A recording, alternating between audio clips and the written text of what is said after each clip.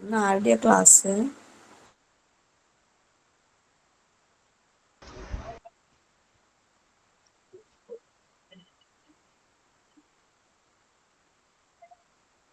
Sorry, മിസ്സിന്റെ. Good afternoon, ma'am.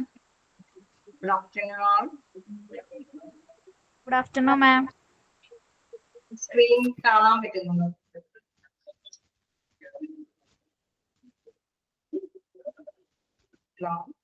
Screen visible ആണോ?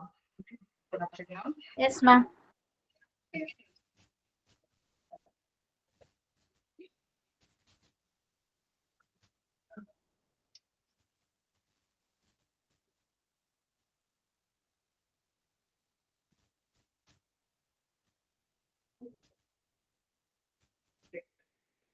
Good afternoon.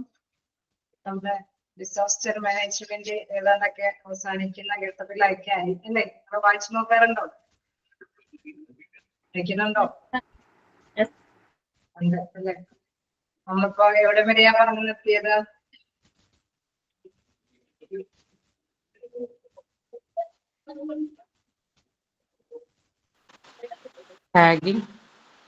Tagging വരെയാണല്ലേ?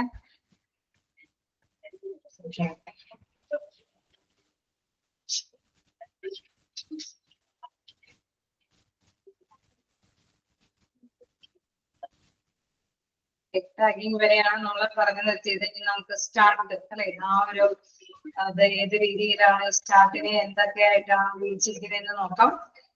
Okay, നമുക്ക് continue ചെയ്യാനോ? കുഴപ്പമില്ലല്ലോ? Yes, ma'am.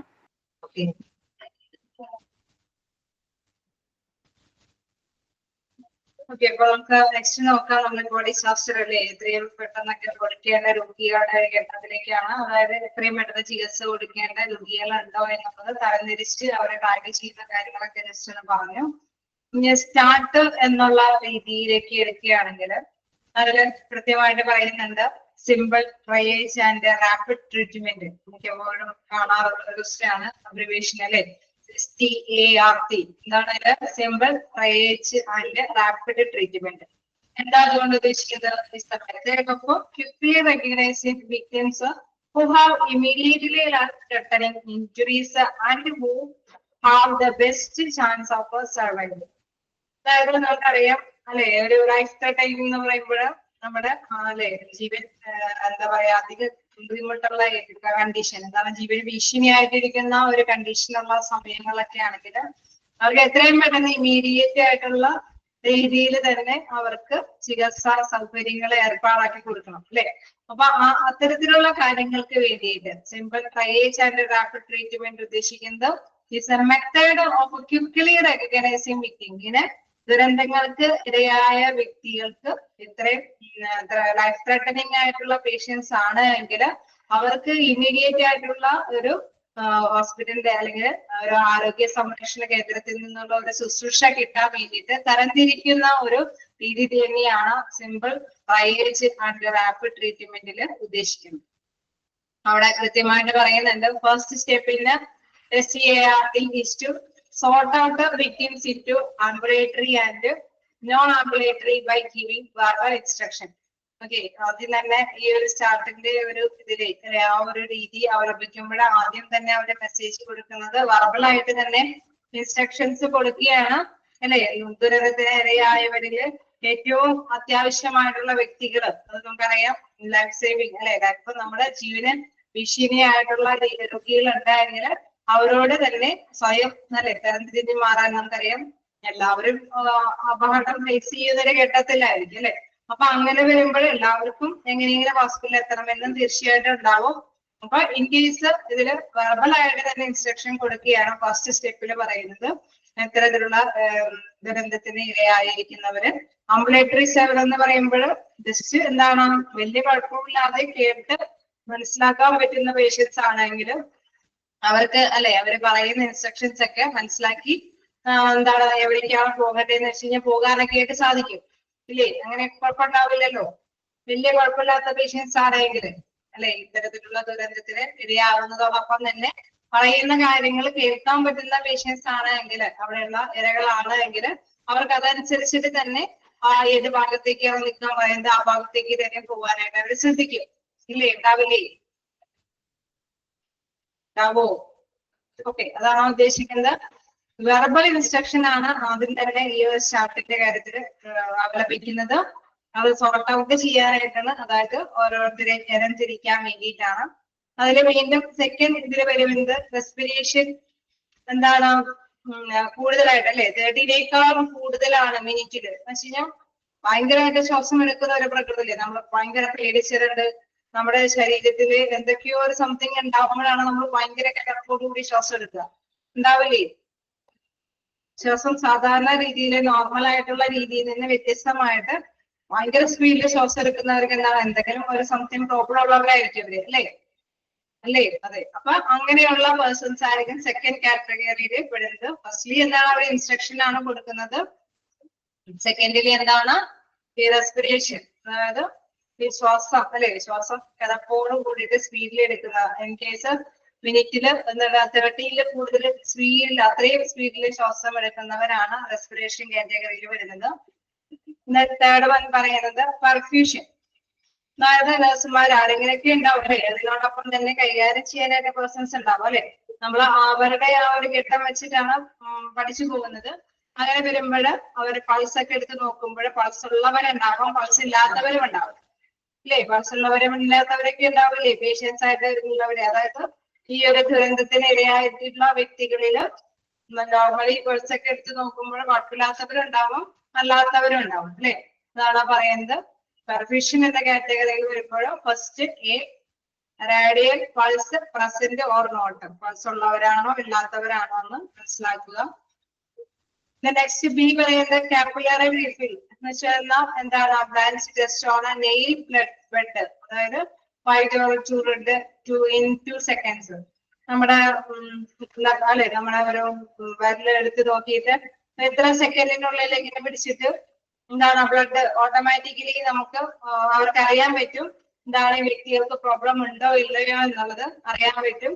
അത് കൈ കിട്ടുന്ന സമയത്ത് തന്നെ അത് അല്ലെ ഭയങ്കര ബ്ലഡായിട്ട് നമുക്കറിയാം. ഒരു ബ്ലഡ് സർക്കുലേഷൻ നന്നായിട്ട് ഫ്ലോ ആയില്ല എങ്കിൽ അവിടെ അതിന്റെ ആ റിസൾട്ട് അവിടെ പ്രതിഫലിക്കും. അപ്പൊ അവർക്ക് മനസ്സിലാകും ഈ വ്യക്തിക്ക് എന്തോ സംതിങ് റോങ് ഉണ്ട് എന്നുള്ള കാര്യം. നെക്സ്റ്റ് എന്താ പറയുന്നത് മെന്റൽ സ്റ്റാറ്റസ്. അതായത് മെന്റൽ സ്റ്റാറ്റസ് എടുക്കുമ്പോൾ തീർച്ചയായിട്ടും നമുക്കറിയാം നമ്മൾ പറയുന്നതിനോട് പ്രതികരിക്കാൻ ശേഷിയുണ്ടാവും അല്ലെ.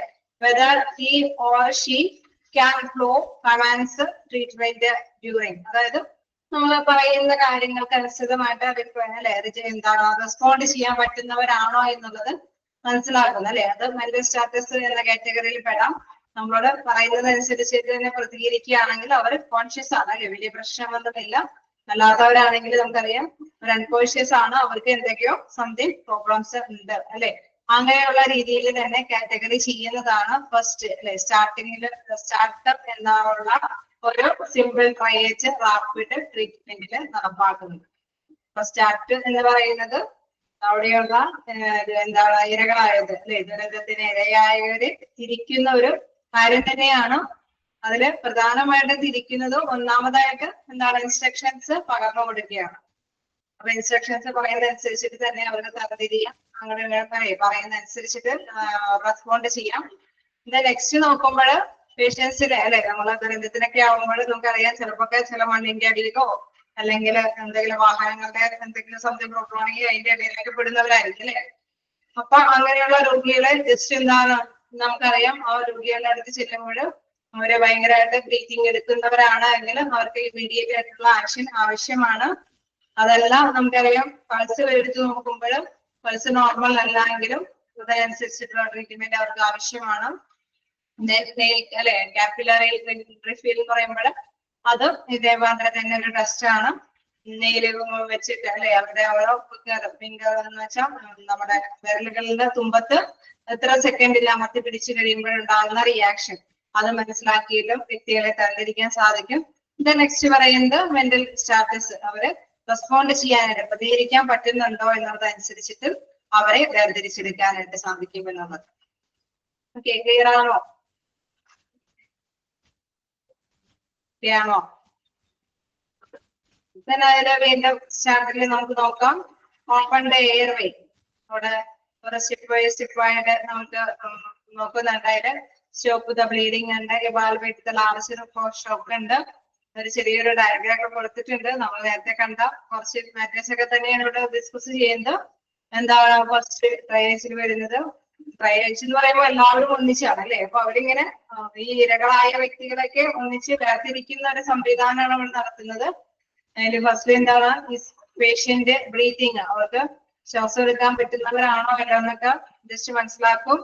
എന്താണ് നോ അല്ലെ, ഇൻ കേസ് അവരെ സംബന്ധിച്ച് നോക്കുകയാണെങ്കിൽ വലിയ അല്ലെ ബ്രീത്തിങ് എടുക്കാൻ പറ്റുന്നില്ല, സംതിങ് എന്തോ പ്രോബ്ലം ആണ് എങ്കിൽ open patients airway is patient breathing. In case breathing എടുക്കാൻ പറ്റാതെ വരുമ്പോൾ നമ്മൾ എന്താണ് ഓപ്പൺ എയർവേ, എങ്ങനെയെങ്കിലും ശ്വാസം അവിടെ എവിടെയെങ്കിലൊക്കെ അടഞ്ഞിട്ടുണ്ടെങ്കിൽ അല്ലെ, നമുക്ക് മണ്ണിടിച്ചിലൊക്കെയാണ് അവര് ഓൾറെഡി അവർക്ക് എന്താണ് ആദ്യം നമ്മൾ കൊടുക്കുക, ശ്വാസം എടുക്കാനുള്ള ഒരു അവസ്ഥ ഉണ്ടാക്കി കൊടുക്കണം അല്ലെ. മണ്ണൊക്കെ നീക്കി അവർക്ക് അടഞ്ഞപ്പെട്ടിരിക്കുന്ന വായയുടെ അവിടെയൊക്കെയാണ് മണ്ണുകളിലൊക്കെ വന്ന് കയറിയെന്നെങ്കിൽ അതൊക്കെ മാറ്റി എയർവേ ഓപ്പൺ ചെയ്ത് കൊടുക്കണം അല്ലെ. നമുക്കറിയാം മൂക്കിലൂടെ ആണെങ്കിലും വായിലൂടെയൊക്കെ ആണെങ്കിലും ശ്വാസം എടുക്കാൻ സാധിക്കും. അപ്പൊ അതില് എന്തെങ്കിലും ബ്ലോക്ക് ഉണ്ടെങ്കിൽ അതൊക്കെ നീക്കം ചെയ്ത് നോക്കും.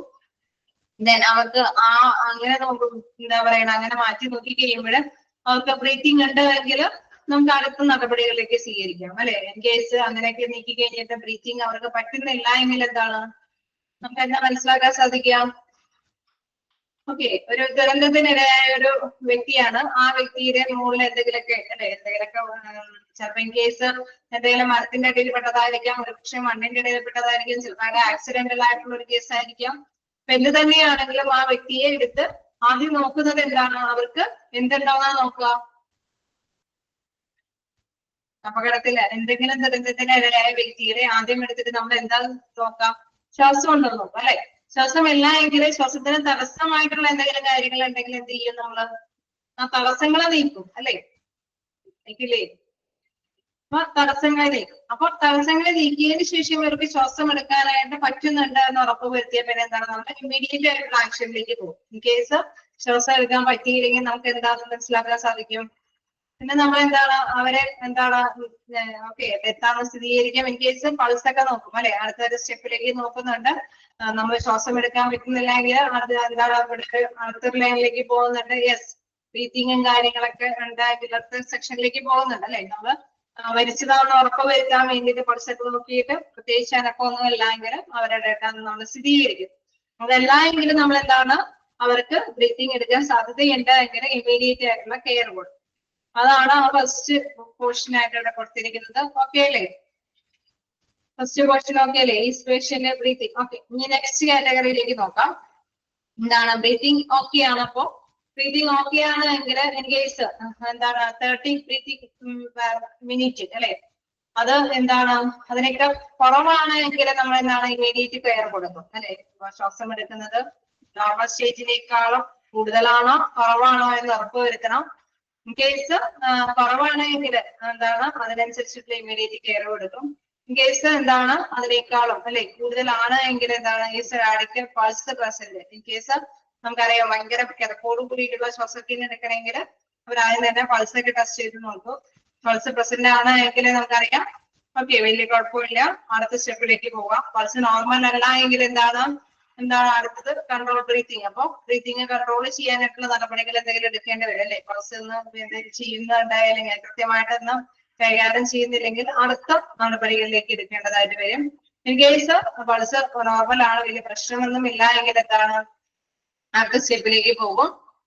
മെന്റൽ സ്റ്റാറ്റസ് ഓക്കെ, അവരെ കൊണ്ട് മെന്റലായിട്ട് അവരെ പ്രതികരണ ശേഷിയുള്ളവരാണോ എന്ന് മനസ്സിലാക്കാനായിട്ട് ശ്രമിക്കും. പേഷ്യന്റ് ഫോളോ കമാൻഡ്സ് അല്ലെ, പറയുന്ന അനുസരിച്ചിട്ട് തന്നെ എന്തെങ്കിലും നിർദ്ദേശങ്ങൾ കൊടുക്കും.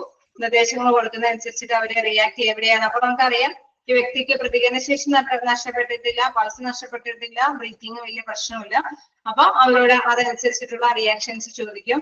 ഇൻ കേസ് ചിലർക്ക് എന്താണ് റിയാക്ഷൻ ചെയ്യാനായിട്ട് പറ്റിയെന്ന് വരില്ല, പൾസും നോർമലി ബ്രീത്തിങ് ഒക്കെ ഓക്കെയാണ്, പക്ഷെ അവരുടെ റെസ്പോൺസ് അല്ലെ അവര് മെന്റലി എന്തോ സംതിങ് സംഭവിച്ചിട്ടുണ്ട്, അങ്ങനെയുള്ള പേഷ്യൻസ് ആണെങ്കിൽ അവർക്ക് പ്രതികരണ ശേഷി ഉണ്ടാവാതെ വരും.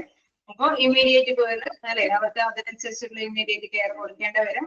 ഇൻ കേസ് വലിയ പ്രശ്നമൊന്നുമില്ല, ചോദിക്കുന്നതിനൊക്കെ ആൻസർ പ്രൂവ് ചെയ്യുന്ന അല്ലെ നമുക്ക് റിയാക്ട് ചെയ്ത് തരുന്നുണ്ടെങ്കിൽ അവർക്ക് ഇച്ചിരി ഡിലേ ആയാലും കെയർ കൊടുത്താൽ മതി. അടുത്ത പേഷ്യൻസിനെ അല്ലെ നമ്മൾ ദുരന്തം ഉണ്ടാകുമ്പോൾ ഒരുപാട് പേഷ്യൻസ് ആണ് നമ്മുടെ മുമ്പിൽ വരുന്നത്. അപ്പൊ ആർക്കാണോ ആദ്യം അല്ലെ ലൈഫ് ത്രെട്ടൻ വരുന്നത് എന്ന് വെച്ചാൽ ജീവന് ഭീഷണിയാവുന്ന പേഷ്യന്റ് ഏതാണെന്ന് ഇങ്ങനെ കണ്ടെത്താനായിട്ടുള്ള ഒരു സ്റ്റേജസ് ആണ് നമ്മൾ കവർ ചെയ്തത്.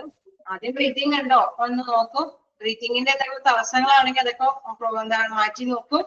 ദെൻ അവർ ബ്രീത്ത് എടുക്കുന്നുണ്ടെങ്കിൽ അടുത്ത സ്റ്റെപ്പിലേക്ക് കിടക്കും. പൾസ് ഒക്കെ നോക്കും. ഇൻ കേസ് പൾസ് വലിയ പ്രശ്നമൊന്നുമില്ല എങ്കിൽ അവരെന്താണ് അടുത്തത് അല്ലെ പ്രതികരണ ശേഷിയിലേക്ക് നോക്കും. പ്രതികരിക്കാനായിട്ട് പറ്റുന്നത് ചിലപ്പോ നമുക്കറിയാം പൾസും ബ്രീത്തിങ് ഒക്കെ ഓക്കെയാണ്, പക്ഷെ എവിടേക്കോ അല്ലെ ബ്രെയിനിന് എന്തെങ്കിലും എവിടെയെങ്കിലും സംതിങ് റോങ് ഉണ്ടെങ്കിൽ അവർക്ക് പ്രതികരണ ശേഷി നഷ്ടപ്പെടും. അപ്പൊ അതും ഓക്കെയാണ് എങ്കിൽ അവരെ സംബന്ധിച്ച് നമുക്ക് ചെറിയൊരു ഫസ്റ്റ് എയ്ഡ് ഒക്കെ കൊടുത്ത് അല്ലെ എവിടേക്കെങ്കിലും ഒതുക്കി നിർത്തിയിട്ട് ഏറ്റവും കൂടുതൽ ആവശ്യമുള്ള പേഷ്യൻസിനെ കണ്ടെത്തിയിട്ട് ഹോസ്പിറ്റലൈസ് ചെയ്യാനൊക്കെ ആയിട്ട് ശ്രമിക്കാവുന്നതാണ്. അപ്പൊ അങ്ങനെയാണ് എന്താണ് നമ്മുടെ കൈസിൻ്റെതായിട്ടുള്ള ഒരു നടപടിക്രമം കൂടെ ഈ ഒരു ചാർട്ടിലൂടെ രൂപീകരിക്കുന്നത്.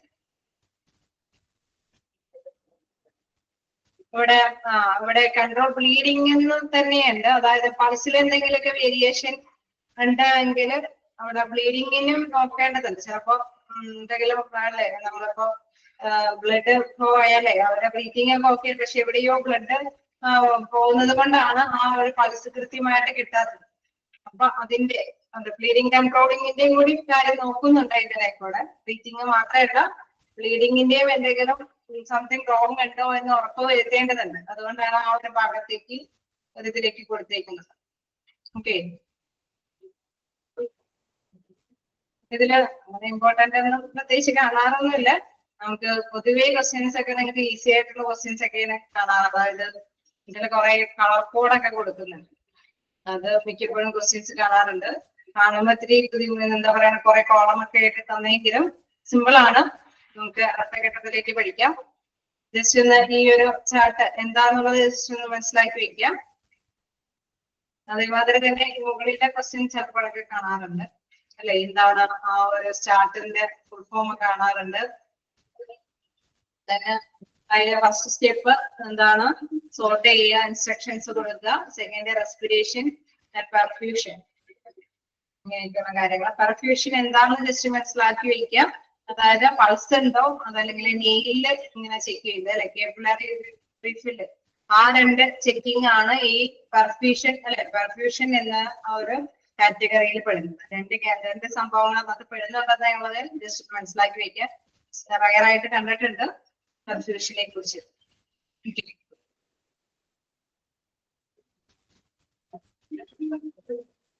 ജസ്റ്റ് വായിച്ചു നോക്കാം.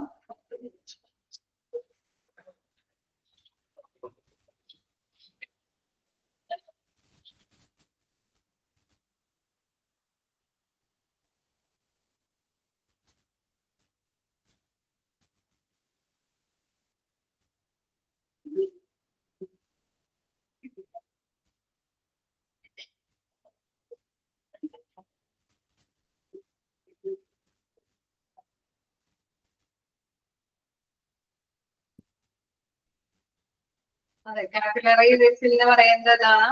അതായത് നമ്മുടെ വിരലിന്റെ തുമ്പത്ത് അല്ലെ അവിടെ ഒരു 2 സെക്കൻഡ് കൊണ്ട് ഇങ്ങനെ അമർത്തി പിടിച്ചിട്ട് അത് റിഫിൽ ചെയ്യല്ലേ നമുക്ക് വിടുമ്പോൾ എന്താ സംഭവിക്കാം, അവിടെ ബ്ലഡ് ഫ്ലോ മനസ്സിലാക്കാനായിട്ട് സാധിക്കും. ശരീരത്തിലേക്ക് സാധാരണ രീതിയിൽ ബ്ലഡിന്റെ സർക്കുലേഷൻ നടക്കുന്നുണ്ട്. എവിടെയും ബ്ലീഡിങ് ഒന്നും സാധ്യമല്ലാത്ത ഒരു കണ്ടീഷനാണ് അവര് അത് ചെക്ക് ചെയ്യുന്നത്. അപ്പൊ അവിടെ കറക്റ്റ് ആയിട്ട് ബ്ലഡ് കൃത്യമായിട്ട് തന്നെ ടേൺ ചെയ്ത് വരുന്നുണ്ടോ അല്ലെ, അത് അല്ലെങ്കിൽ തീർച്ചയായിട്ടും നിന്ന് പോവുകയാണോ അല്ലെങ്കിൽ കൂടുതൽ ബ്ലഡ് ആണോ കാണിക്കുന്നത്, അതനുസരിച്ചിട്ട് തന്നെ അവർക്ക് ഡിസൈഡ് ചെയ്യാനായിട്ട് സാധിക്കും. ക്ലിയർ ആയോ?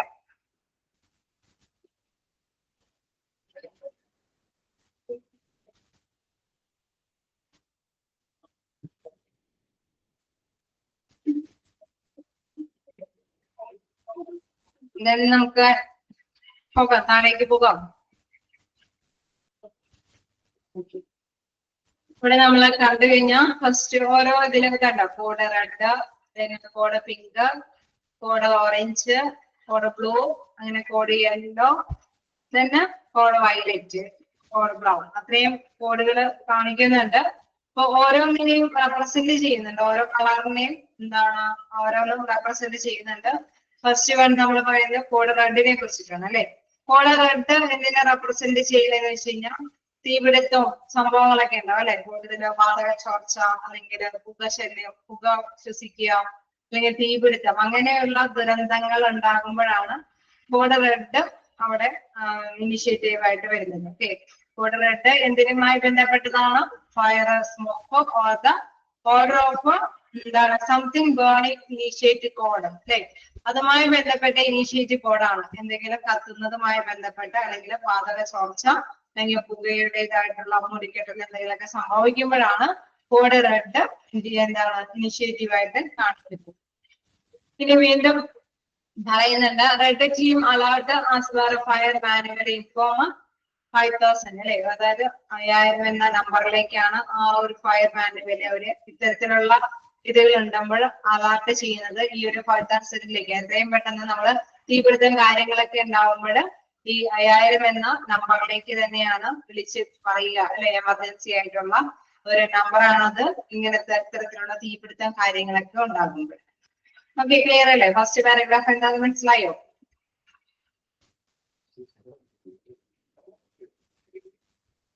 ഓക്കെ, നമ്മള് അറിയാലോ അല്ലെ, നമ്മളിപ്പോ എന്തെങ്കിലും ടെലിഫോൺ നമ്പറിലേക്ക് അറിയിക്കാന്ന് പറയില്ലേ, ദുരന്ത നിവാരണ കുരുക്കീരെ ബന്ധവുമായി ബന്ധപ്പെട്ട നമ്പർ എന്നൊക്കെ പറഞ്ഞതരല്ലേ. എന്ന് പറഞ്ഞാൽ മാത്രമേ തന്നെ ഇതിൽ പറയുകയാണ് 5000 എന്നുള്ള നമ്പറാണ് തന്നിരിക്കുന്നത്. എന്തുമായി ബന്ധപ്പെട്ട ഇത്തരത്തിലുള്ള സ്മോക്ക് അല്ലെങ്കിൽ തീപിടുത്തം അല്ലെങ്കിൽ വാതക ചോർച്ച അല്ലെങ്കിൽ ഗന്ധം അല്ലെ. വാതക ചോർച്ച എന്നല്ല, ഗന്ധം എന്തെങ്കിലുമൊക്കെ പുറത്ത് വീഴുമ്പോഴുണ്ടാവുന്ന ശ്വസിക്കുന്നത് മൂലം അപകടങ്ങൾ ഉണ്ടാവും അല്ലെ. അപ്പൊ അതുമായി ബന്ധപ്പെട്ട് വരുന്ന കോഡാണ് കോഡ് റെഡ് എന്ന് പറയുന്നത്. ഇനി നമുക്കറിയാം എന്തെങ്കിലും ചോർച്ച സംഭവിച്ചിട്ട് തീപിടുത്തം ഉണ്ടാവുന്നതും ഡേഞ്ചർ ആയിരുന്നു അല്ലെ. അപ്പൊ അതെല്ലാം ഇന്നത്തെ വിടാം. നെക്സ്റ്റ് ഇതിലേക്ക് പോവുകയാണെങ്കിൽ notify the telephone operator follow the race. Race എന്ന് പറയുമ്പോൾ അതിനെയും ഓരോന്ന് റെപ്രസെന്റ് ചെയ്യുന്നുണ്ട്. ആ പ്രോട്ടോകോൾ അനുസരിച്ച് ആറ് പറയുന്നത് rescue, remove everyone from immediate danger. ഇതാണ് ഇതിൽ പ്രധാനമായിട്ട് പറയുന്നത്. Rescue, remove everyone from immediate danger അല്ലെ. അപ്പൊ ഇത് ഉടനടി നമ്മൾ ഇത്തരത്തിലുള്ള കാര്യങ്ങൾക്കൊക്കെ വേണ്ടിയിട്ട് അവരെ സംരക്ഷിക്കണം അല്ലെ. അപ്പൊ നമ്മൾ എന്താണ് ഈ ഒരു ഓപ്പറേറ്റർ 9 ആണ് ഇത് അറിയിക്കുന്നത്. നോട്ടിഫൈ ദ ടെലിഫോൺ ഓപ്പറേറ്റർ 9 അല്ലെ. ടെലിഫോൺ ഓപ്പറേറ്റർ 9നെ അറിയിക്കും. ഇങ്ങനെ ഇപ്പൊ ഹോസ്പിറ്റലൊക്കെ ആണെങ്കിൽ അദ്ദേഹത്തിന് ഇത്രയും പെട്ടെന്ന് അറിയിക്കും. എന്താണ് റേസ് അല്ലെ. റേസ് എന്ന് പറയുമ്പോൾ അത് ആ ഒരു പ്രോട്ടോകോള് പാലിക്കാൻ വേണ്ടിയിട്ടുള്ള നടപടിക്രമമാണ് അവിടെ ഉടലെടുത്ത് വരുന്നത്. ആ പ്രോട്ടോകോളിൽ എന്താ പ്രധാനമായിട്ടും പറയുന്നത്? റെസ്ക്യൂ അല്ലെ. എത്രയും പെട്ടെന്ന് തന്നെ ഉടനടി നിരീക്ഷിക്കണം, എല്ലാവരെയും തന്നെ എന്താണ് ഉടനടി രക്ഷിക്കണം. അവിടെ കൂടിയിരിക്കുന്ന വ്യക്തികളെ രക്ഷിക്കണം. എത്രയും പെട്ടെന്ന് തന്നെ അവിടെയുള്ള എല്ലാവരെയും റിമൂവ് ചെയ്യണം, ഒഴിവാക്കണം അല്ലെ. ആ ഒരു ഇമ്മീഡിയറ്റ് ഡേഞ്ചറിങ് കണ്ടീഷനിൽ നിന്ന് എത്രയും പെട്ടെന്ന് എല്ലാവരെയും ഒഴിവാക്കുക എന്നുള്ളതാണ് പ്രധാനമായിട്ടും ആ ഭാഗത്ത് വരുന്ന ഒരു പ്രധാന അറ്റംപ്റ്റ്. വീണ്ടും ഈ എ റെപ്രസെന്റ് ചെയ്യുന്നത് അത് അടുത്ത കോളത്തിലാണ്. എന്താണ്? Activate A fire alarm. അവിടെ ഇത്തരത്തിലുള്ള ഈ അപകടവുമായി ബന്ധപ്പെട്ട അലാം സെറ്റ് ചെയ്യുന്നതാണ് എ റെപ്രസെന്റ് ചെയ്യുന്നത്. സി റെപ്രസെന്റ് ചെയ്യുന്നത് confine smoke and fire and close all doors. അതായത് എല്ലാ തരത്തിലുള്ള അതുമായി ബന്ധപ്പെട്ട് അവിടേക്ക് വരുന്ന എല്ലാ ഡോറുകൾ അല്ലെ. ഇനി സംഭവങ്ങളൊക്കെ ഉണ്ടെങ്കിൽ എല്ലാവർത്തേക്കൊന്നും സ്പ്രെഡ് ചെയ്ത് പോവാതിരിക്കാനൊക്കെ ഗന്ധമൊക്കെ ആണെങ്കിൽ അതിനെ വേണ്ടിയിട്ട് എന്താണ് എല്ലാം തന്നെ ക്ലോസ് ചെയ്ത് വെക്കണം അല്ലെ. ഈ പറയുന്നത് extinguish the fire if possible, not alert other fire shouting order ഉണ്ട്. എല്ലാവരെയും അറിയിക്കുക എന്ന് പറയുമ്പോൾ പുറത്തോ ബാഹ്യമായിട്ടുള്ള വ്യക്തികളെയൊക്കെ അറിയിക്കണം ഇവിടെ ഇങ്ങനെ ഒരു സംഭവം സംഭവിച്ചിട്ടുണ്ട് എന്ന് അല്ലെ.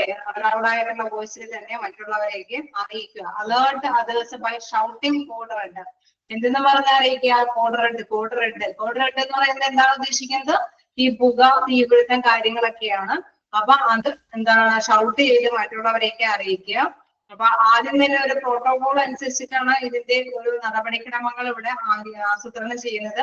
റേസ് എന്നുള്ള ഒരു പദമാണ് ഇവിടെ അതുമായി ബന്ധപ്പെട്ട് വരുന്നത്. റേ എന്ന് പറയുന്നത് ആദ്യം പറയുന്നത് എന്താണ്? റെസ്ക്യൂ അല്ലെ. റെസ്ക്യൂ എന്ന് പറയുമ്പോൾ ഉടനടി രക്ഷിക്കണം എന്നുള്ള ഒരു ഇതാണ് ഇവിടെ പ്രധാനമായിട്ട് വരുന്നത്. ഓപ്പറേറ്റർ റേസ് എന്ന് പറയുമ്പോൾ റെസ്ക്യൂ എല്ലാവരെയും എന്താണ് രക്ഷപ്പെടുത്തണം. പിന്നെ എ എന്ന് പറയുമ്പോൾ എന്താണ്? ആക്റ്റീവ് അല്ലെ. ആക്റ്റീവ് ഫയർ അലാം അല്ലെ. അത് ആക്ടിവേറ്റ് ചെയ്യണം. എന്താണ്? എത്രയും പെട്ടെന്ന് തന്നെ എല്ലാവരെയും അറിയിക്കപ്പെടാൻ വേണ്ടിയിട്ട്. സി എന്ന് പറയുമ്പോഴാണ് കൺഫൈൻഡ് സ്മോക്ക് ആൻഡ് ഫയർ, എല്ലാ ഡോറുകളൊക്കെ മറ്റുള്ളവരൊക്കെ അപ്പൊ ഈ ഒരു ഇത് വോയിസ് മെസ്സേജുകൾ കേൾക്കുമ്പോൾ തന്നെ എല്ലാവർക്കും എല്ലാ ഭാഗമൊക്കെ ക്ലോസ് ചെയ്യാനൊക്കെ സാധിക്കും. ഡി എന്ന് പറയുമ്പോൾ മറ്റുള്ളവരെ അറിയിക്കുന്ന ഒരു രീതിയാണ് അല്ലെ. Extinction of fire if possible not alert others by shouting code red. Code red എന്ന് പറഞ്ഞ് ഷൗട്ട് ചെയ്യുമ്പോൾ എല്ലാവരും മനസ്സിലാക്കേണ്ടത് തീപിടുത്തം സംഭവിച്ചു എന്നുള്ളതാണ്. ഓക്കെ, ക്ലിയർ ആയോ? ജസ്റ്റ് വായിച്ചു നോക്കുക.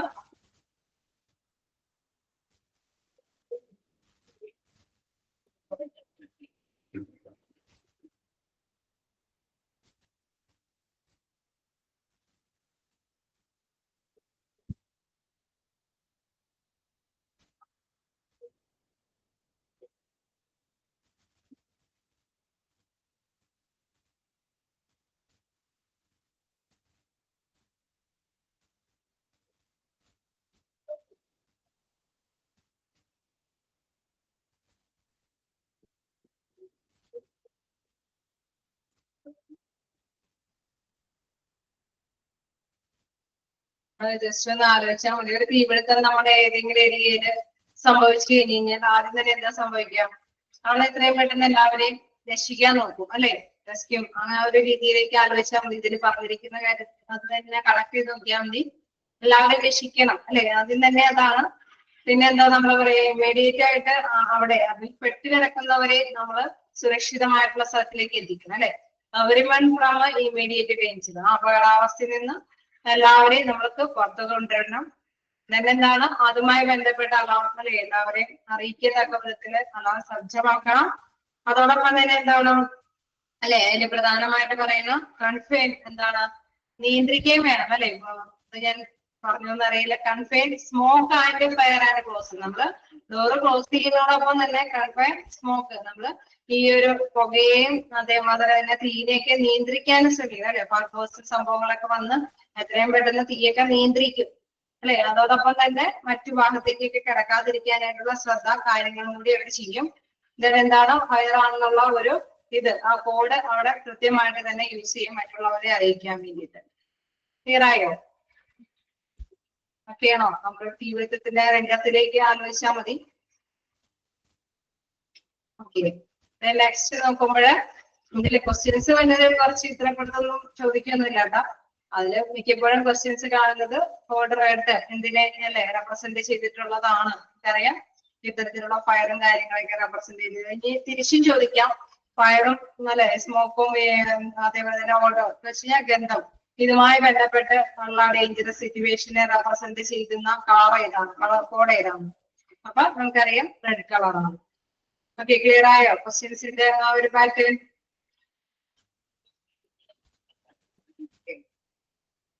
ഇതില് നെക്സ്റ്റ് നോക്കുകയാണെങ്കിൽ എന്താ പറയുന്നത്, in other areas or area away from the alarm location. Case ഇങ്ങനെ അലാം ലൊക്കേഷനിൽ നിന്ന് അകലെയുള്ള ഏരിയകളാണെങ്കിൽ close all doors and windows even if you are not located in the alarm area. Alarm ഏരിയയിലല്ലാത്ത ഏരിയകളിലൊക്കെ ഉള്ള ഡോർസും കാര്യങ്ങളൊക്കെ ക്ലോസ് ചെയ്യണം. ആദ്യം for sign for fire and smoke, അതായത് എപ്പോഴും വാച്ച് ചെയ്തുകൊണ്ടിരിക്കുക, എന്തെങ്കിലും സിഗ്നലൊക്കെ ഇങ്ങോട്ടേക്ക് ബാധിക്കുന്നുണ്ടോ എന്നൊക്കെ വാച്ച് ചെയ്തുകൊണ്ടിരിക്കുക. Do not use elevators report to the assigned work area and wait for instructions. അതായത് നമ്മൾ ഒരിക്കലും അല്ലെ മറ്റു നിർദ്ദേശങ്ങളൊക്കെ എന്താണോ അതനുസരിച്ചിട്ട് തന്നെ കാര്യങ്ങൾ ചെയ്യാനായിട്ട് ശ്രമിക്കുക. നിയുക്ത ജോലി സ്ഥലത്ത് തന്നെ പിന്തുടരുന്നുകൊണ്ട് അല്ലെ ഒരിക്കലും നമ്മള് മറ്റു കാര്യങ്ങളിലേക്കൊന്നും അല്ലെ ഒരു ശ്രദ്ധ കേന്ദ്രീകരിക്കരുത്. എന്താണ് ഇതിലേക്ക് തന്നെ ശ്രദ്ധ കേന്ദ്രീകരിച്ച് ഡ്യൂട്ടി കാര്യങ്ങളിലേക്ക് work area and wait for instructions എന്താണോ പറയുന്നത് അതനുസരിച്ചിട്ട് നമ്മൾ കാര്യങ്ങൾ തീരുമാനിക്കണം. മുൻകൂട്ടി ഒന്നും എടുത്തുചാടി ചിന്തിക്കാതെ തന്നെ അവർ പറയുന്ന ഇൻസ്ട്രക്ഷൻസ് ഒക്കെ പാലിക്കാനായിട്ട് ശ്രമിക്കണം. അതേമാതിരി തന്നെ when using extinguisher to put out the fire, remember PASS. എന്താണ് PASS പറയുന്നത്? അതായത് നമ്മളിപ്പോ പറഞ്ഞ തീയെടുക്കാനായിട്ട് നമ്മൾ ആരെങ്കിലൊക്കെ കൊണ്ടുവരും അല്ലെ, അപ്പൊ അത് ഉപയോഗിക്കുമ്പോൾ എന്തെങ്കിലുമൊക്കെ പുറത്തുനിന്ന് തീയെടുക്കാൻ വേണ്ടിയിട്ട് ഉപയോഗിക്കുന്ന സാഹചര്യങ്ങളില് നമ്മൾ കുറച്ച് കാര്യങ്ങളെ കൂടെ ഓർമ്മപ്പെടുത്തണം. അതായത് ഇപ്പോഴത്തെ അല്ലെ അവിടെ പ്രധാനമായിട്ടും വലിക്കണം അല്ലെ. നമ്മളിപ്പോ വലിച്ചൊക്കെയാണല്ലേ തീ കെടുത്താനായിട്ട് എന്തെങ്കിലും കാര്യങ്ങൾ നമുക്ക് പ്രത്യേക സിറ്റുവേഷൻസ് ഉണ്ടെങ്കിൽ അതിന് അനുയോജ്യമായ സൗകര്യങ്ങൾ ഉണ്ടെങ്കിൽ അതനുസരിച്ചിട്ട് ചെയ്യുക. നോസിൽ, അതായത് അതിലെ പ്രധാനമായിട്ടും പറയുന്നത് നമ്മൾ വലിച്ചെടുക്കുന്ന ഒരു രീതിയാണ്. Handle and yes sweep in side to side motion, അതായത് വശങ്ങളിലേക്ക് വലിച്ച് ചലിപ്പിക്കാൻ പറ്റുന്ന ഒരു സംവിധാനമാണ് അവിടെ നമ്മൾ ഒരു പ്രത്യേകം അല്ലെ. നമ്മൾ ഹോസ്പിറ്റലൊക്കെ ആണെങ്കിൽ തീപിടുത്തം വന്നു കഴിഞ്ഞാൽ അത് ഉപയോഗിക്കേണ്ട കുറച്ച് സംവിധാനങ്ങൾ കൂടി അവിടെ ഹോസ്പിറ്റലുകാർ ചെയ്യേണ്ടതായിട്ട് വരും അല്ലെ, സ്ഥാപിക്കേണ്ടതില്ലേ. ഫയർ തീപിടുത്തം വന്നു കഴിഞ്ഞാൽ ചില പ്രിക്വേഷൻസ് എടുത്തിട്ട് അല്ലെ ഏതൊരു സ്ഥാപനം സ്റ്റാർട്ട് ചെയ്യാനായിട്ട് അനുവദിക്കുള്ളൂ, പെർമിഷൻ കൊടുക്കുള്ളൂ. ശരിയല്ലേ? ഓക്കെ. അപ്പൊ അങ്ങനെയുള്ള സാധനങ്ങൾ എങ്ങനെയാണ് ഉപയോഗിക്കേണ്ട വിധം എന്നുള്ളതാണ് ഇവിടെ കൃത്യമായിട്ട് പറയുന്നത്. ആ സാധനം അല്ലെ വലിച്ച് അതിന്റെ നോസിലൊക്കെ ഇന്ന രീതിയിൽ ചെയ്ത് അല്ലെ അത് ഹാൻഡിലൊക്കെ ഈ ഒരു രീതി അത് കൃത്യമായിട്ട് തന്നെ അവർക്ക് നമുക്കറിയാം അതിന്റെ ഓപ്പറേറ്റേഴ്സിന് കൃത്യമായിട്ടുള്ള നിർദ്ദേശങ്ങളൊക്കെ കൊടുത്തിട്ടുണ്ടാവും. ഇതൊന്നും നമുക്കൊന്നും അധികം പഠിക്കേണ്ട കാര്യങ്ങളൊന്നുമില്ല. ജസ്റ്റ് തീപിടുത്തം വന്നു കഴിഞ്ഞാൽ ഏത് കോഡാണ് അവിടെ ശ്രദ്ധിക്കേണ്ടത്. അതെ, ഫയർ എക്സ്റ്റിംഗ്വിഷ് ഇതാണ് അവിടെ പ്രധാനമായിട്ടും യൂസ് ചെയ്യുന്നത് അല്ലെ. അപ്പൊ അവിടെ ആ ഒരു രീതി തന്നെ അവിടെ ഫോളോ ചെയ്യണമെന്നുള്ളതാണ് കൃത്യമായിട്ട് പറയുന്നത്. ഓക്കെ,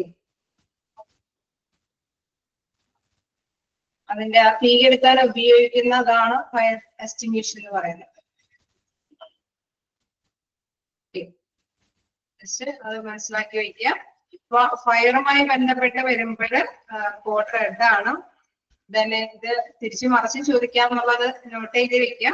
അതായത് ഇത് തീപിടുത്തങ്ങളൊക്കെ വരുമ്പോൾ ഏത് കളറാണ് റെസ്പോണ്ട് ചെയ്യുന്നത്, റെപ്രസെന്റ് ചെയ്ത് പറയുന്ന കളർ ഏതാണെന്നുള്ളതും ചോദിക്കാം. ഇതിന്റെ ഫുൾ ഫോംസ് അധികം ചോദിച്ച് കണ്ടിട്ടില്ല.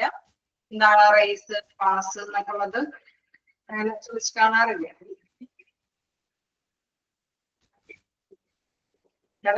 അങ്ങനെ പഠിക്കാതെ കഴിഞ്ഞാൽ ഒരുപാട് ടേബിൾ ഉണ്ട് അല്ലെ. അതുകൊണ്ടാണ് പൊതുവെ അത്രയും ഫോക്കസ് ചെയ്ത് അവര് ചെയ്ത് കാണിക്കാറുള്ളത്. ജസ്റ്റ് കോഡുകൾ എന്താണെന്നുള്ളത് നിങ്ങൾ മനസ്സിലാക്കി വെക്കും. ഫസ്റ്റ് കോഡ് എന്താണെന്നുള്ളത് ഒന്ന് വായിച്ചു നോക്കുക.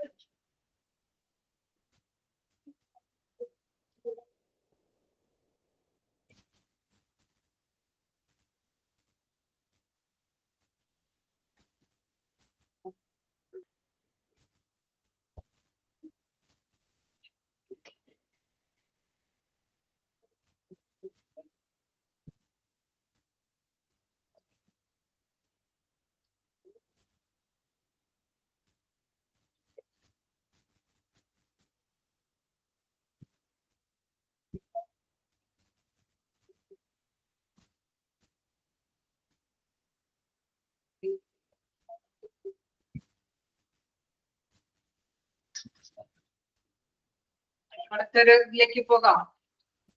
Code pink.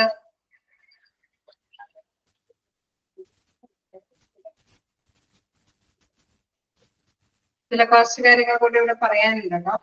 ഇവിടെ ഞാൻ പറഞ്ഞു നിർത്തിയതനുസരിച്ചിട്ട് ആക്ടിവേറ്റ് ഇവിടെ ഞാൻ പറഞ്ഞു അല്ലെ. ഇത് അതേസമയം സെക്കൻഡ് കാറ്റഗറിയിൽ നോക്കാം. Sign of fire and smoke do not use elevators report to the assigned work area and wait for instructions അല്ലെ. നമ്മള് നേരത്തെ പറഞ്ഞു നിർത്തിയതാണ്. ഇതിന്റെ കണ്ടിന്യൂവേഷൻ ആയിട്ട് നിങ്ങൾ ബ്രേക്ക് ചെയ്ത് പോയിട്ടുണ്ടെങ്കിൽ നോക്കാം. നമ്മളല്ലേ ഇതില് പെടാത്തവരാണ് എങ്കിൽ തീർച്ചയായിട്ടും അവർ പറയുന്ന ഇൻസ്ട്രക്ഷൻസ് മനസ്സിലാക്കി തന്നെ ആ ഇൻസ്ട്രക്ഷൻസിനോട് അനുസരിച്ചിട്ട് പ്രതികരിക്കുക എന്നുള്ളതാണ് കൃത്യമായിട്ട് പറയുന്നത്. ഓക്കെ, ഇതിങ്ങനെ കൊടുത്തേക്കണ കാരണം കൊണ്ട് ഈ പേജ് ഈ ഒരു കോളം ഫുൾ കംപ്ലീറ്റ് ആയിട്ട് കോളത്തിലേക്ക് പോകുന്നതാണ്. നിങ്ങളുടെ കാര്യം ഇങ്ങനെ തന്നെയല്ലേ? കോളം ബേസിൽ തന്നെയല്ലേ?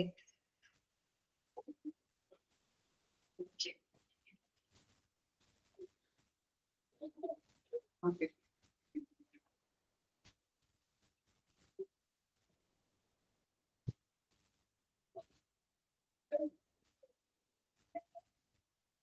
വായിച്ചു നോക്കാം.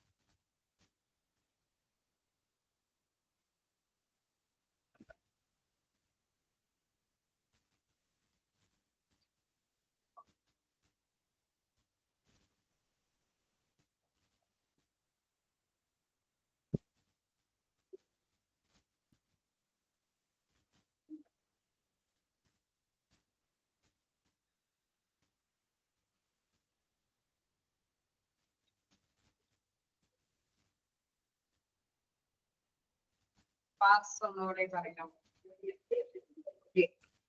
പാസ് എന്ന് പറയുന്നത് അതൊരു മെഷീന്റെ പ്രവർത്തനമാണ്. അതായത് എസ്റ്റിമിഷൻ എന്നുള്ള ഒരു ഇത് ഉപയോഗിക്കേണ്ട വിധമാണ്. അപ്പൊ അതില് ഫുള്ള് ചെയ്യുക. പിന്നെ എന്താ പറയുക, നോസിൽ അതിന്റെ ആ ഒരു നോസില് എന്താ പറയുന്നത്, നീണ്ട നോസിൽ അല്ലെ, അതിന്റെ ആ ഒരു നൂല്, അത് ത്രെഡ് അല്ലെ, അത് കൈകാര്യം ചെയ്യുന്ന വിധമുണ്ട്. ശരിക്കും പറഞ്ഞു കഴിഞ്ഞാൽ കുറച്ചും കൂടി ഡീറ്റെയിൽ ആയിട്ട് ഇതിനകത്ത് ഉൾപ്പെടുത്തിയാലാണ് നിങ്ങൾക്ക് അത് മനസ്സിലാവുന്ന ഭാഷയിലേക്ക് എത്തിക്കാൻ പറ്റുള്ളൂ. ഞാൻ അതിന്റെ ഒരു കുറച്ച് ഒരു ഡീറ്റെയിൽ ആയിട്ടൊന്ന് നോക്കാം. ഒരു മിനിറ്റ് ഇത് ക്ലാസ് എടുത്തിട്ട് നോക്കാം. ഒരു മിനിറ്റ് വെയിറ്റ് ചെയ്യാം. നിങ്ങൾ ജസ്റ്റ് ഒന്ന് വായിച്ചു നോക്കാം.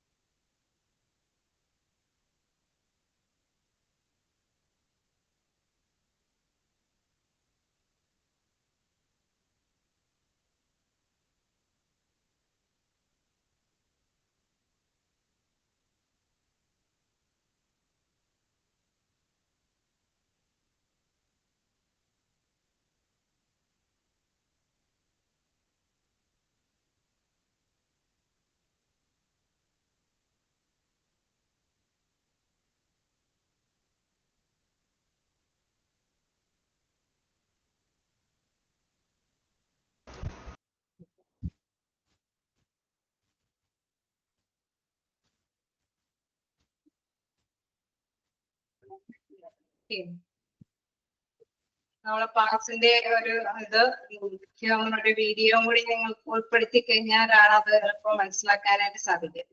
നോക്കട്ടെ, നെക്സ്റ്റ് ക്ലാസ്സിൽ എനിക്ക് അത് ഉൾപ്പെടുത്താൻ പറ്റുമെന്ന് ചോദിക്കാം. അതിനുശേഷം നിങ്ങൾക്ക് അത് എടുത്തു തരാം. ഓക്കെ അല്ലേ?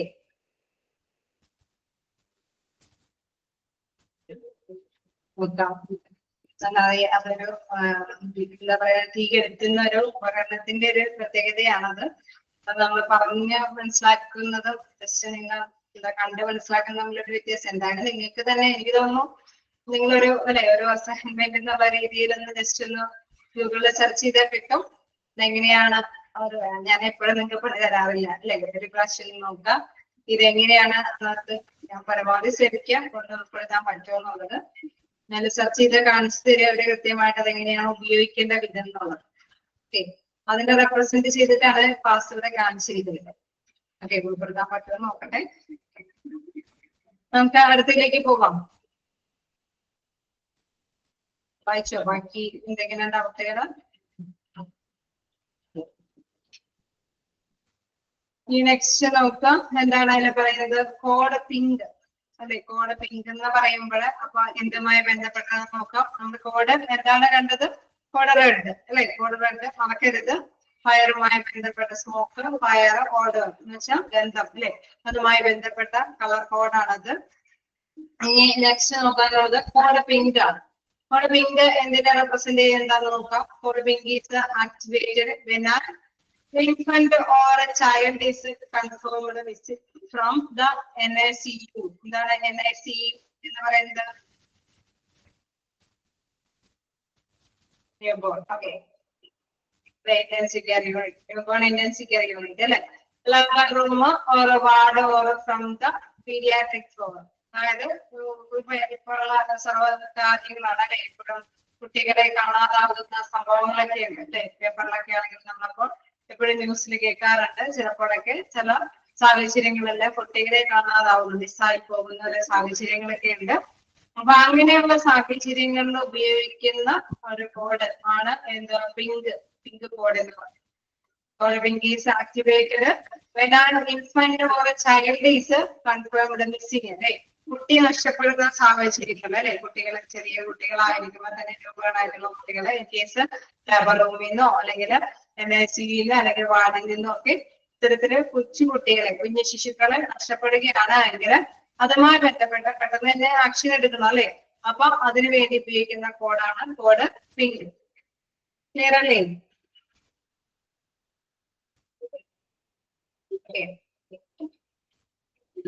ആ ഒരു ഫസ്റ്റ് ഇത് നിങ്ങൾ എന്തായാലും പഠിക്കണം കേട്ടോ. കോഡിന്റെ പേരും പഠിക്കണം, അതേമാതിരി തന്നെ ഫസ്റ്റ് കോളം അതുമായി ബന്ധപ്പെട്ട ഫസ്റ്റ് കോളവും മസ്റ്റായിട്ട് പഠിക്കണം. കാരണം അത് ഇമ്പോർട്ടന്റ് ആണ് ഈ രണ്ട് കോളങ്ങളും. ബാക്കിയുള്ളത് അത്ര നിങ്ങൾ എന്താണ് കൂടുതൽ ഫോഴ്സ് ചെയ്തൊന്നും പഠിക്കണമെന്നില്ല, ജസ്റ്റ് വായിച്ച് മനസ്സിലാക്കാനും മതി. ഓക്കെ, നെക്സ്റ്റ് നോക്കുമ്പോഴേ എന്താ പറയുക, അങ്ങനെയുള്ള സാഹചര്യങ്ങളിൽ കോഡ് പിങ്ക് യൂസ് ചെയ്യുന്നു. Then upon learning of an infant or a child missing, notifying the security supervisor 1745 immediately. അതായത് 1745 എന്ന നമ്പറിലാണ് അതുമായി ബന്ധപ്പെട്ട് ഇമ്മീഡിയറ്റ് ആയിട്ട് റിപ്പോർട്ട് ചെയ്യേണ്ടത്. ഇതുമായി ബന്ധപ്പെട്ട് കുട്ടി നഷ്ടപ്പെട്ടതുമായി ബന്ധപ്പെട്ട് അല്ലെ ശിശുക്കള് നഷ്ടപ്പെട്ടു എന്നുള്ള ഇതുമായി ബന്ധപ്പെട്ട് റിപ്പോർട്ട് ചെയ്യേണ്ട നമ്പറാണ്.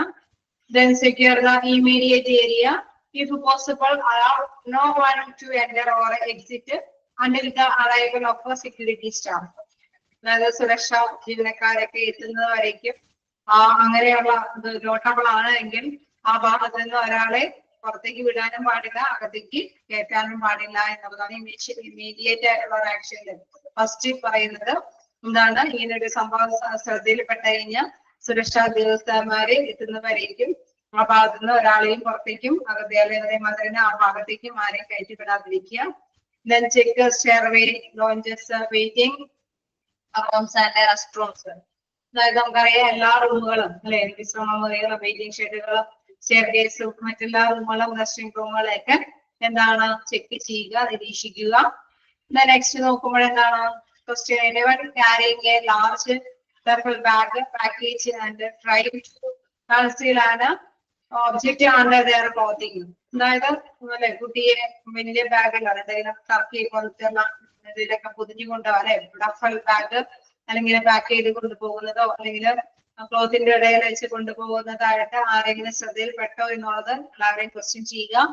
In the event that someone is observed that burst into the above category, call security and do not lose the sight of that person. അല്ലെ നമ്മളിപ്പോ അങ്ങനെ ശ്രദ്ധയപ്പെട്ട് കഴിഞ്ഞാൽ ഇങ്ങനെ ഒരു ഒബ്സർവേഷൻ വന്ന് നമ്മളിപ്പോ ആരെങ്കിലും ശ്രദ്ധയപ്പെടുത്തി കഴിഞ്ഞു കഴിഞ്ഞാൽ അവരെ എത്രയും പെട്ടെന്ന് സെക്യൂരിറ്റിയിലേക്ക് ബന്ധപ്പെടാം.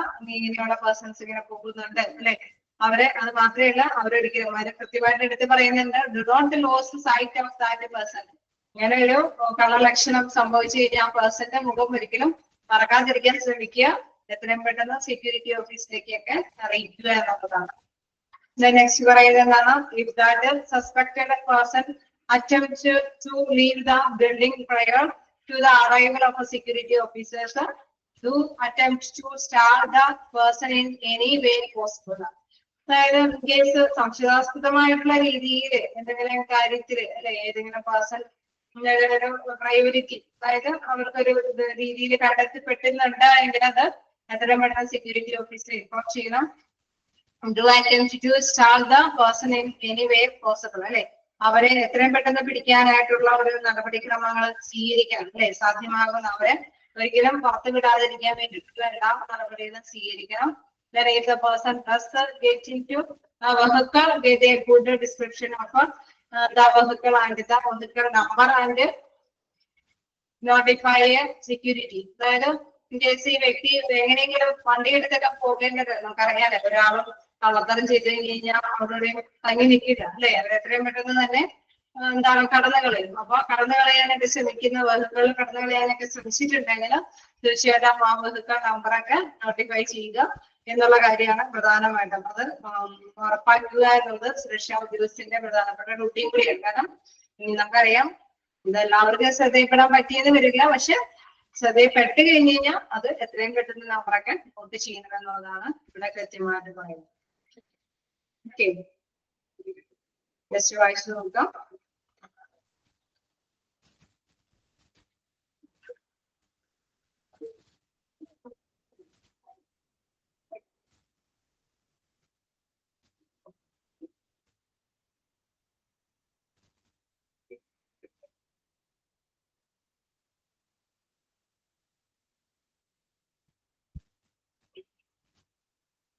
അവിടെ വെഹിക്കിളിന്റെ നമ്പർ മാത്രമല്ല ഉദ്ദേശിക്കുന്നത് good description of the vehicle. അതായത് പല കാര്യങ്ങളിലെ ഏത് വാഹനത്തിലാണ് പോയത്, ആ വാഹനത്തിന്റെ കളർ എന്താണ്, ആ വാഹനം അങ്ങനെ നമുക്ക് അറിയാൻ പറ്റുന്ന അല്ലെ, മനസ്സിലാക്കാൻ പറ്റുന്ന എല്ലാ ഡിസ്ക്രിപ്ഷൻ എന്ന് പറയുമ്പോഴും വിവരങ്ങളും അതിൽ രേഖപ്പെടുത്തിയിരിക്കണം എന്നുള്ളതാണ് പറയുന്നത്.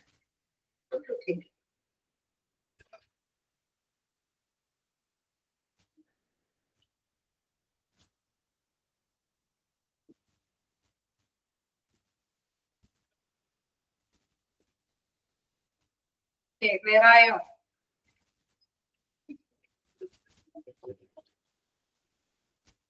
ആദ്യം തന്നെ വ്യക്തിക്ക് ഇങ്ങനെ മനസ്സിലാക്കാൻ പറ്റുന്നതാണെങ്കിൽ ഓക്കെ, നമുക്കാണെങ്കിലും അവരെ പിന്തുടരാനായിട്ട് സാധിക്കും. അവർ വീഴുന്ന വഴികളൊക്കെ ബ്ലോക്ക് ചെയ്യാനായിട്ട് സ്റ്റാൾ എന്നൊക്കെ പറയുന്ന stall the person in any way possible അല്ലെ, പക്ഷെ വിലക്കുക അല്ലെ, അവരെ പുറത്ത് കിടക്കാനായിട്ട് വിലക്കുക എന്നുള്ള കാര്യം നമ്മൾ എത്രയും പെട്ടെന്ന് നടപടി സ്വീകരിക്കും. പക്ഷെ പെട്ടെന്ന് തന്നെ കടന്നു കളയുകയാണെങ്കിൽ തിരിച്ചുള്ള വാഹനത്തിലൊക്കെ ആണെങ്കിൽ അതിന്റെ ഡീറ്റെയിൽസ് ആണ് കൂടുതൽ നോട്ടിഫൈ ചെയ്യാനായിട്ട് സാധിക്കുള്ളൂ അല്ലെ. വായിച്ചു നോക്കാം.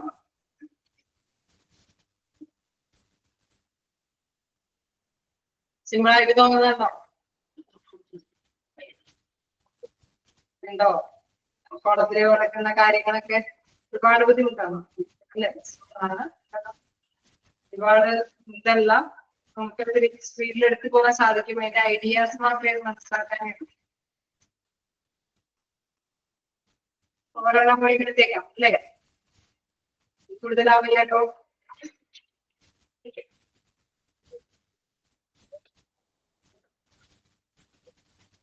നമുക്ക് കോഡ് ഓറഞ്ചും കൂടി എടുക്കാം.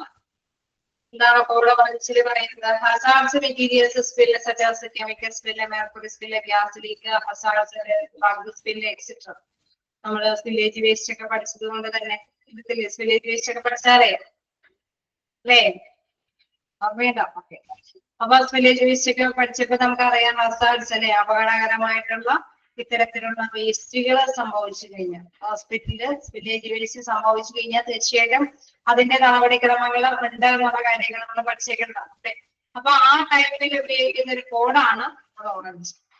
എന്താണ്? Hazards materials spill require immediate attention to prevent a contamination of the environment. നമുക്കറിയാം എന്താണ് പറയുന്നത് അല്ലെ, നമ്മുടെ മനുഷ്യര് അവിടെയുള്ള വർക്കേഴ്സ് അല്ലെങ്കിൽ പേഷ്യൻസ് മാത്രമല്ല, അവരുടെ ആരോഗ്യ പ്രശ്നം മാത്രമല്ല, എൻവയറൺമെന്റിലേക്ക് കൂടി പൊള്യൂഷൻ അല്ലെ മലിനമാകാനായിട്ട് സാധ്യതയുള്ളത് കൊണ്ട് തന്നെ അത് ഇമ്മീഡിയറ്റ് ആയിട്ട് തന്നെ നമ്മൾ അതിന്റെ നടപടിക്രമങ്ങളൊക്കെ സ്വീകരിക്കേണ്ടതുണ്ട്. കാരണം വ്യത്യസ്ത തരത്തിലുള്ള സ്പില്ലേജ് ആണ് അല്ലെ, അത് വേസ്റ്റുകളാണ് സംഭവിച്ചിരിക്കുന്നത്. അതായത് എന്താണ് എന്തെങ്കിലും മാലിന്യങ്ങളുടെ ചോർച്ച അല്ലെങ്കിൽ തുളുമ്പി പോകലൊക്കെ എന്നൊക്കെ പറയുന്നത് നമ്മുടെ വേസ്റ്റ് മാലിന്യങ്ങൾ വരാനായിട്ടും അതിലൂടെ ഇൻഫെക്ഷൻ ഒക്കെ വരാനായിട്ടുള്ള സാധ്യത ഉള്ളത് കൊണ്ട് ഇമ്മീഡിയറ്റ് ആയിട്ടുള്ള ആക്ഷൻ എടുക്കേണ്ടതാണ്. അപ്പൊ അതിലുപയോഗിക്കുന്ന കോഡിന്റെ പേരാണ് code orange. Okay. If the spill is in your work area, remove the people patients from the area immediately. For the operator to initiate the code orange. അപ്പൊ നമ്മുടെ ഏരിയയിലാണെങ്കിൽ അത് എത്രയും പെട്ടെന്ന് നമുക്ക് റിമൂവ് ചെയ്യണം, അതെ ഒഴിവാക്കണം.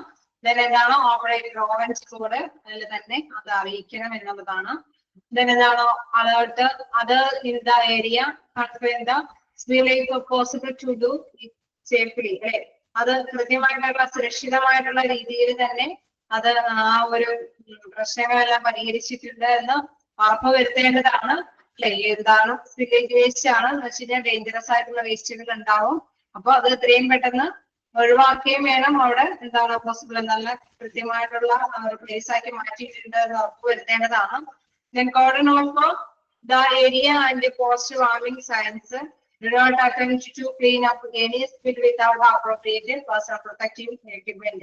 അതായത് നമ്മളൊരിക്കലും സ്പില്ലേജ് വേസ്റ്റ് ഒക്കെ നമ്മൾ പഠിച്ചപ്പോഴേ അല്ലെ ഓരോ പ്രാവശ്യം പേഴ്സണൽ എക്യുപ്മെന്റുകൾ പ്രൊട്ടക്റ്റീവ് എക്യുപ്മെന്റ് ധരിച്ചിട്ടാണ് വേസ്റ്റ് കൈകാര്യം ചെയ്യണമെന്ന് പഠിച്ചു അല്ലെ. അത് കൃത്യമായിട്ട് തന്നെ അത് പ്രോപ്പറായിട്ട് ധരിച്ചതിന് ഷീൽഡും മാസ്കും അല്ലെങ്കിൽ എന്താണ് ഗ്ലൗസും കാര്യങ്ങളൊക്കെ ധരിച്ചിട്ട് വേണ്ടി മാത്രമാണ് ആ വില്ലേജ് വേസ്റ്റുകൾ കൈകാര്യം ചെയ്യാൻ പാടുള്ളൂ. Use are appropriate spill kit. നിങ്ങൾക്കറിയാം അവിടെ ആ ഒരു വില്ലേജിനെ കൈകാര്യം ചെയ്യാൻ പറ്റുന്ന കിറ്റ് ചിലപ്പോ അത്രയും ആളുകളെ നശിപ്പിക്കാൻ പറ്റുന്ന ഇത്ര സമയം ഉപയോഗിക്കേണ്ട കുറച്ച് അല്ലെ എന്തെങ്കിലും സംഭവങ്ങളൊക്കെ ഉണ്ടാവും. അതിപ്പോ നമ്മൾ സോഡിയം ക്ലോറേറ്റ് അങ്ങനെയുള്ള പല പല സൊല്യൂഷൻസുകളുണ്ട് അല്ലെ. ആ സൊല്യൂഷൻസ് ഒക്കെ സ്പില്ലിംഗ് കിറ്റിൽ പറഞ്ഞിട്ടുണ്ടാവും. നമുക്കറിയാം നമ്മൾ പഠിച്ചതാണ് മാനുഫാക്ചേഴ്സ് എന്താണോ പറയുന്നത് ആ ഡയറക്ഷൻ അനുസരിച്ചിട്ട് തന്നെ അവിടെ അത്രയും സമയമൊക്കെ അത്തരത്തിലുള്ള സൊല്യൂഷൻ ഉപയോഗിച്ച് അവിടെ ക്ലീൻ ചെയ്തെടുക്കണം. എങ്കിൽ മാത്രമാണ് അവിടുത്തെ അണുക്കളൊക്കെ നശിച്ചു പോവുകയുള്ളൂ അല്ലെ. അപ്പൊ അത് ഫോളോ ചെയ്യേണ്ടതായിട്ട് വരും. After clean up dispose of all the personal protective equipment and spill materials of the Hazard waste. നമുക്കറിയാം അവിടെ ഉപയോഗിച്ചിരിക്കുന്ന ആ വേസ്റ്റില് അത് വൃത്തിയാക്കാൻ ഉപയോഗിച്ചിരുന്ന മെറ്റീരിയൽസ് ഒന്നും അലക്ഷ്യമായിട്ട് ഇടാൻ പാടില്ല. കൃത്യമായിട്ട് ടേബിൾ ചെയ്തിരിക്കുന്ന ഹാസർഡ് വേസ്റ്റ് ബിന്നിൽ തന്നെ നിക്ഷേപിക്കേണ്ടതായിട്ട് വരും. ഇതൊക്കെ ക്ലിയർ അല്ലേ? വില്ലേജ് വേസ്റ്റ് ഒക്കെ കഴിഞ്ഞിട്ട് കൊണ്ട് ഓക്കെയാണ് അല്ലേ? നെക്സ്റ്റ് നോക്കുമ്പോൾ account for all people in the area. എന്താണ് പറയുന്നത്? എല്ലാവരെയും അറിയിക്കേണ്ടതുണ്ട് അല്ലെ. During the clean up procedure if the skin is contaminated. In case അങ്ങനെ വില്ലേജിനെ കൈകാര്യം ചെയ്യുന്ന സമയത്ത് എന്തെങ്കിലും സ്കിൻ പ്രോബ്ലംസ് ഒക്കെ വരാൻ സാധ്യതയുണ്ട് അല്ലെ. അതൊക്കെ പൊള്ളലോ എന്തെങ്കിലുമൊക്കെ വരാനായിട്ട് നമുക്കറിയാം കെമിക്കലൊക്കെ ആണെങ്കിൽ അങ്ങനെയൊക്കെയുള്ള സാധ്യതകളുണ്ട്. Wash the area with soap and water for at least 5 minutes or shower thoroughly. അല്ലെ അവിടെ നന്നായിട്ട് വാഷ് ചെയ്ത് സോപ്പൊക്കെ ഉപയോഗിച്ചിട്ട് അറ്റ്ലീസ്റ്റ് വിൻറ്റൊക്കെ അത് അത്രയും അണുക്കൾ നശിപ്പിക്കത്തക്ക വിധത്തിലൊക്കെ അത് യൂസ് ചെയ്യണം. എന്താണ് പറയുന്നത്? എപ്പോഴും വെള്ളം പോകുന്ന ഷവറിന്റെ കീഴില് 5 മിനിറ്റ് ഒക്കെ നമ്മൾ ആ സ്കിന്നിന് എന്താണ് അതിൽ അണുക്കൾ നഷ്ടപ്പെടാൻ വേണ്ടിയിട്ട് അവിടെ തുറന്ന് വെക്കണം. ICA എന്ന് വെച്ചാൽ ഇൻഫെക്ഷൻ കൺട്രോൾ നേഴ്സ് അല്ലെ. ഇൻഫെക്ഷൻ കൺട്രോൾ നേഴ്സ് അവരെ അറിയിക്കേണ്ടതുണ്ട്. നഴ്സിംഗ് സൂപ്പർവൈസർ CMO അത് എന്താണ് ചീഫ് മെഡിക്കൽ ഓഫീസർ. ഇപ്പൊ ആൻ ആക്സിഡന്റിലെ എക്സ്പോഷർ ഒക്കെ അല്ലെ അവരെല്ലാം തന്നെ ഇത്തരത്തിലുള്ള നടപടിക്രമങ്ങളൊക്കെ എന്തെങ്കിലും ഉണ്ട് എങ്കിൽ അതൊക്കെ ക്ലിയർ ആണോ എന്നൊക്കെ ഉറപ്പുവരുത്തണം. Seek medical help immediately. In case അങ്ങനെ എന്തെങ്കിലും ക്ലീൻ ചെയ്യുന്ന സ്കില്ലിൽ എന്തെങ്കിലും ഇൻഫെക്ഷൻസ് ഒക്കെ വരികയോ പൊള്ളലോ എന്തെങ്കിലുമൊക്കെ സംഭവിച്ചു കഴിഞ്ഞാൽ എല്ലാ നടപടികളും ചെയ്തതിനു ശേഷം എന്താണ് മെഡിക്കൽ ഹെൽപ്പ് ആവശ്യമാണെങ്കിൽ അത് ഇമ്മീഡിയറ്റ് ആയിട്ട് അവർക്ക് കൊടുക്കേണ്ടതുണ്ട്. ഓക്കെ, അവിടെ കൃത്യമായിട്ട് തന്നെ സൂപ്പർവൈസറൊക്കെ എടുത്ത് നോക്കണം അവിടെയൊക്കെ ക്ലീൻ ആയിട്ടുണ്ടോ എന്നൊക്കെ. നമ്മൾ വില്ലേജ് വേസ്റ്റിൽ കണ്ടായിരുന്നല്ലേ എപ്പോഴും റിപ്പോർട്ടൊക്കെ തയ്യാറാക്കണം. നടപടിക്രമങ്ങളെല്ലാം കൃത്യമായിട്ട് തന്നെയാണ് പാലിച്ചിട്ടുള്ള നടപടിക്രമങ്ങളെല്ലാം കൃത്യമായിട്ട് തന്നെ ഫോളോ അപ്പ് നടക്കുന്നുണ്ടോ എന്നൊക്കെ ഉറപ്പ് വരുന്നത്. വില്ലേജ് വേസ്റ്റുമായിട്ട് ബന്ധപ്പെടുന്ന കോഡ് ഏതാണ്? ഏത് കോഡാണ്? ICN ഫുൾ കഴിഞ്ഞല്ലോ. ഓറഞ്ച് ആണ്.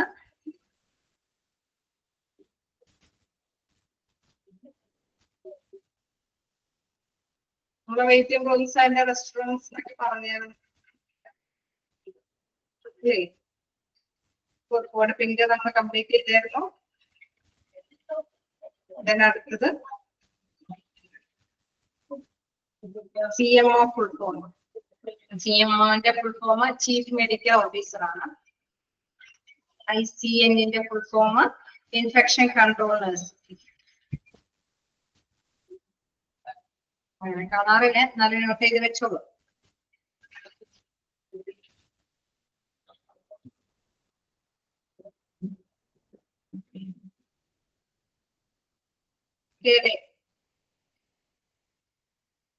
ചീഫ് മെഡിക്കൽ ഓഫീസറും പിന്നെ ഇൻഫെക്ഷൻ കൺട്രോൾ നഴ്സ്. നമുക്ക് നെക്സ്റ്റ് ക്ലാസ്സിൽ കാണാം. Thank U.